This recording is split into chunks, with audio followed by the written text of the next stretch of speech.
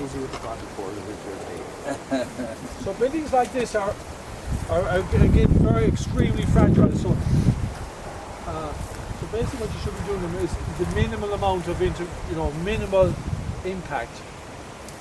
I've argued with my colleagues over this, that rebuilding old buildings, if they're not broken, don't fix them. And if you do, you do the minimum amount necessary. Not the, How about the ivy on them? The one in Oakwall is full of ivy. at this time of year, Yeah. Does it damage them, it does? it does, yeah, in time. The damage is random thing. What does the real damage is pulling the ivy off. If you cut it and leave it, it dies away. But look at the lovely spot they had here, absolutely amazing. So this could have been one of the jumping off points. I'm sure in ancient times, we know there was a series of monastic sites along here. Some of them would have had function as pilgrims' hostels, people coming to visit with their own little tracks up onto the ridge. Religwira now is in that column up there. You see the markers in that far hollow up there. It's up to the left of that. And you have, it's the glory it's also called. It's a sort of beaten triangle enclosure with three pairs inside. So those pairs are not two sides, and you know from reading the shape. I think it's Scotland, but he said that these ones here were churches, and that the peasantry didn't go inside. He said it was only the clergy went inside. He said, and the other sort were arranged around, you know. Yeah. So it was published by the Royal Irish Academy. So I was in Galway one night, and Michael Ryan was there, and I kind of asked him the same question. Rubbish, he says, you know. Yeah. And I said, are you telling me now? I said, the Royal Irish Academy are printing rubbish.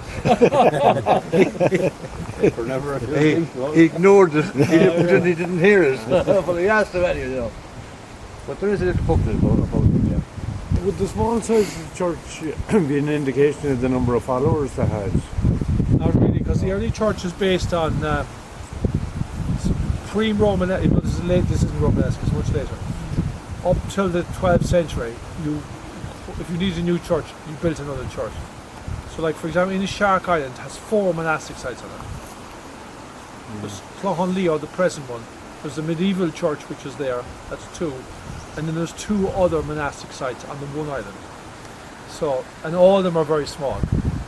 So at the very early church, there's no big churches, they're very simple churches.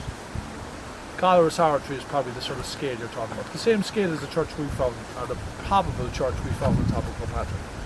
You know, they're 3 meters wide, 2 meters wide. But you have 3,000 early monasteries in early Christian Ireland. In some areas you have dense concentrations, and one of the densest is in the orbit of Gloshpatrick. But if you go up to Sligo, for example, which is a very interesting place, or East Mayo, for every 100 ring forts you might have 2 church sites. Here you have 1 for every 3 ring forts.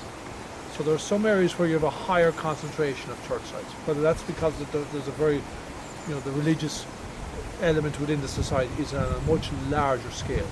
Like say in Burma and places like this, every family has someone in the church.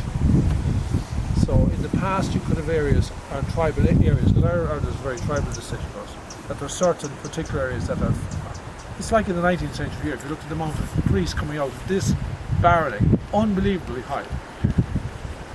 So early Christian Ireland also had periods when certain regions had lots of church sites, but they're all very small. And by the 12th century, of course, most of those are being closed down as the church has been reformed.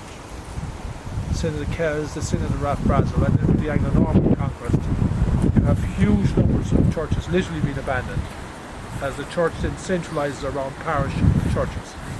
And these ones fade out of use. They continue as burial grounds, but they're no longer functioning as churches. So size, if you look at Cormac Chapel as an early church, early Romanesque, it's still a very small building, and that was a spectacular building. Cathedral in Clonmacnoise, again, major early building, but relatively small, and that's in the biggest monastery in the country. When the priests have gone out to the lay people, like priests among the people, instead of people coming to the church, that's why it comes to the small churches. Yeah. It's a whole different way of looking at religion. Lochdarro's Island now, again, it's another good they're monastic, and of course people aren't going to mass on a regular basis either. That's all. Need the space for the You have the main, you have the main sacraments. You go, you have religious, 3 or 4 or 5 times a year. The main festivals, funerals and baptisms. You know, make something here.